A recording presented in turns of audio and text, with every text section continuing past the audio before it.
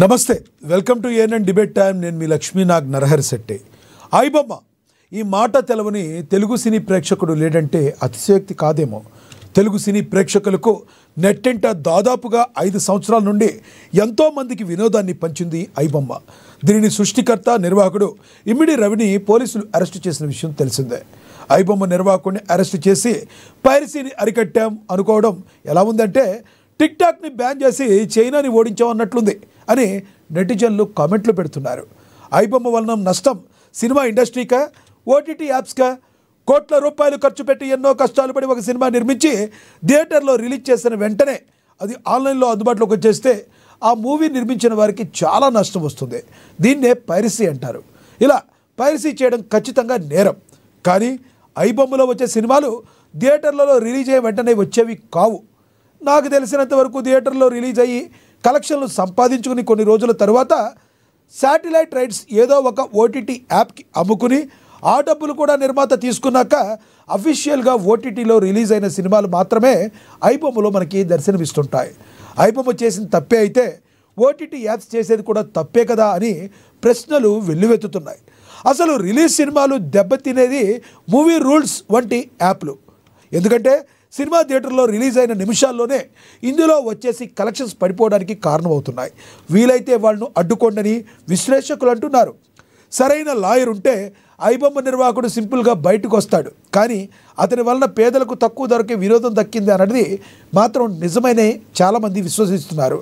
ఈ నష్టం కేవలం ఓటీటీ యాప్లకే తప్ప సినిమా ఇండస్ట్రీకి మాత్రం కానే కాదనేది వారి వాదన. ఇంతకీ ఐబొమ్మ రవికి బెయిల్ దొరుకుతుందా? ఐబొమ్మని ఆపారు, ఓకే, మరి మిగతా వెబ్సైట్ల మాటేంటి? ఇప్పటికైనా సినీ పెద్దలు కళ్ళు తెరిచి రేట్లు ప్రజలకు అందుబాటులోకి తెస్తారా? ఇవే అంశాల గురించి ఈరోజు చర్చ కొనసాగిద్దాం. చర్చలో పాల్గొనేందుకు మనతో సిద్ధంగా ఉన్నారు రాజకీయ విశ్లేషకులు, న్యాయవాది బండారు రామ్మోహన్ గారు మనతో జూమ్ కాల్లో అందుబాటులో ఉన్నారు.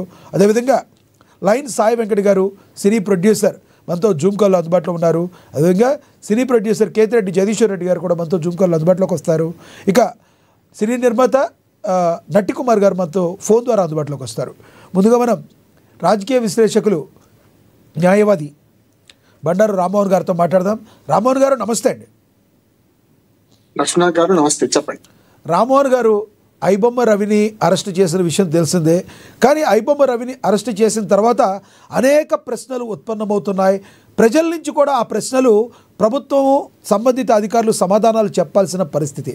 అసలు సినిమా ఇండస్ట్రీ ఈ విధంగా పైరసీకి గురి కావడానికి సినిమాలోని పెద్దలు, నిర్మాతలే కారణమంటూ కొంతమంది నిర్మాతలు ఇప్పటికైనా కళ్ళు తెరిచి ప్రజలకి అందుబాటులోకి సినిమాని తీసుకొస్తారా? లేదంటే ఈ ఐబొమ్మ ఆపినంత మాత్రాన ఇవేమీ ఆగవు అని చెప్తున్న మాటల్లో వాస్తవం ఉందంటారా? లక్ష్మణ్ గారు, మీకు ప్రేక్షకుల నమస్కారం. నమస్తే సార్. 2 నిమిషాలు గమనించాలి. మీరు చెప్పినట్టు 5 ఏళ్ల నుంచి నడుస్తుంటే ఇప్పటిదాకా ప్రభుత్వం కానీ సినిమా నిర్మాతలు కానీ వీళ్ళందరూ కళ్ళు మూసుకున్నారు కదా. ఎందుకంటే మన ఓటీటీ యాప్ లో మనం చూస్తుంటుంటాం. దాని అభ్యంతరం ఏముండదు, వాళ్ళు కొనుక్కుంటారు.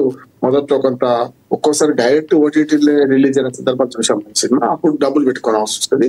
కొన్ని రోజుల తర్వాత ఫ్రీగా ఓటీటీలో ప్రసారం చేస్తారు. అడ్వర్టైజ్మెంట్ల ద్వారా డబ్బులు తీసుకుంటారు వాళ్ళు, అంతే కదా. ఆ సినిమాకి మధ్యన అడ్వర్టైజ్మెంట్లు వస్తాయి కనుక సీన్ మధ్యన అక్కడ తీసుకుంటారు. అది లీగల్ వ్యాపారం. అంటే సినిమా థియేటర్లో ఆడే ఎంత లీగల్ వ్యాపారం ఓటీటీలో కూడా అదే. కానీ ఐబొమ్మ 5 సంవత్సరాలుగా ఈ అన్ని నాటకాలు ఆడిస్తుంటే మరి పోలీసులు ఏం చేశారు, నిర్మాతలు ఏం చేశారు, కంప్లైంట్ చేశారా అనే సమస్య. ఆయన వేరే కేసులో, నైజీరియా నుంచి వేరే కేసులో ఇక్కడికి వచ్చేసి వారు పట్టుబడ్డారు తప్ప ఇందులో లీగల్ ఎంత ఇల్లీగల్ ఎంత ఒక సమస్య వస్తుంది. రెండో ప్రశ్న అడిగారు, ఏదైతే మనకు డబ్బులు ఎక్కువ అంటే మన అంటే బెనిఫిట్ వేసుకొని అడ్డగోలుగా టికెట్ రేట్ పెంచేయడం ఒకటి. ఈ మధ్య సుప్రీంకోర్టు కూడా, యాజ్ అడ్వకేట్ చెప్తున్నాను, సుప్రీంకోర్టు కూడా ఒక మాట అన్నది కూడా. హైకోర్టు, కర్ణాటక హైకోర్టు ఇచ్చిన తీర్పు మీద ఖరారు చేస్తూ వాళ్ళు ఏమన్నారంటే సినిమా వినోదం సామాన్యుడికి అతి చౌకలో దొరికే వినోదంగా భావించినాం. ఇప్పుడు అది ఖరీదైంది. మీకు ఏదైతే సినిమా థియేటర్ పోయి సినిమా చూడాలంటే మొదటి వారం రోజులు 1200, 1500, 2000 టికెట్లు కూడా పెట్టాల్సి వస్తున్నది. సరే, అది పక్కన పెడదాం. కొద్ది రోజుల తర్వాత పోయినా అనుకున్నాం మల్టీప్లెక్స్ లకు. అప్పుడు కూడా వాటర్ బాటిల్ కొంటే 200 రూపాయలు ఎందుకు అవుతుంది?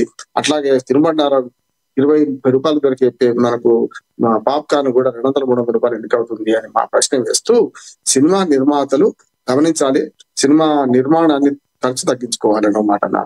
ఆ సినిమా నిర్మాణంలో ఖర్చును కూడా సుప్రీంకోర్టు మాట అన్నది. ఏమని అంటే కొందరు స్టార్డమ్ హీరోలకు హీరోయిన్లకు టెక్నీషియన్లకు మాత్రమే డబ్బులు ఎక్కువ ఇచ్చి దాదాపు సినిమా నిర్మాణంలో 60-70% ఖర్చు అదే అయితే మరి మిగతా 30% కదా అసలు సినిమా ఖర్చు. సినిమా ఖర్చును ఎందుకు తగ్గించుకోరు? తక్కువ బడ్జెట్ సినిమాలు, చిన్న బడ్జెట్ సినిమాలు ఆడడం లేదా? ఇట్లాంటి ప్రశ్నలన్నీ సుప్రీంకోర్టు మనం వేసింది కూడా అంటున్నాను.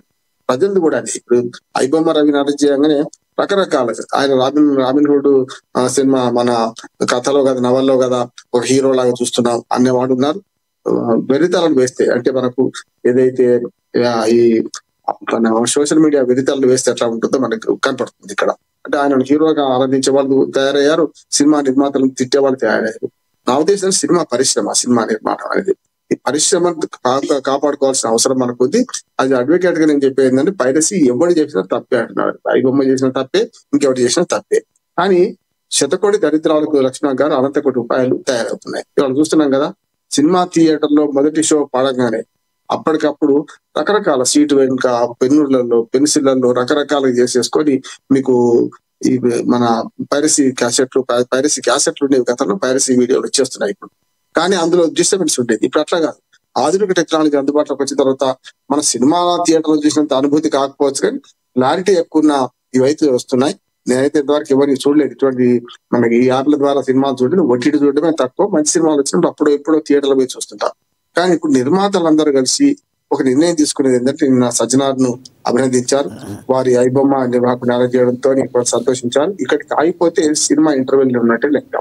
అసలైన ఎవరైతే నేరస్తులు ఉన్నారో పైరసీ కోసం పనిచేసేవాళ్ళు, పైరసీ చేసేవాళ్ళు, వాళ్ళని పట్టుకుంటే తప్ప సాధ్యం కాదంటున్నారు. ఇక కొందరు ప్రేక్షకుల మీద ఆరోపిస్తున్నారు. ప్రేక్షకులకు ఏమున్నది, ఏది చౌక దొరికితే చూస్తారు. కానీ ప్రేక్షకుల మైండ్ సెట్ కూడా మారాలి. మన ఉద్దేశం అంటే కంపల్సరీ సినిమా థియేటర్లకు చూడమని నేను చెప్పను, కానీ ఇటువంటి పైరసీ వీడియోలు చూడటం వల్ల మంచిది కాదు, చూడటం సరైనది కాదంటున్నాను. కానీ ఎప్పుడు చూడాలి?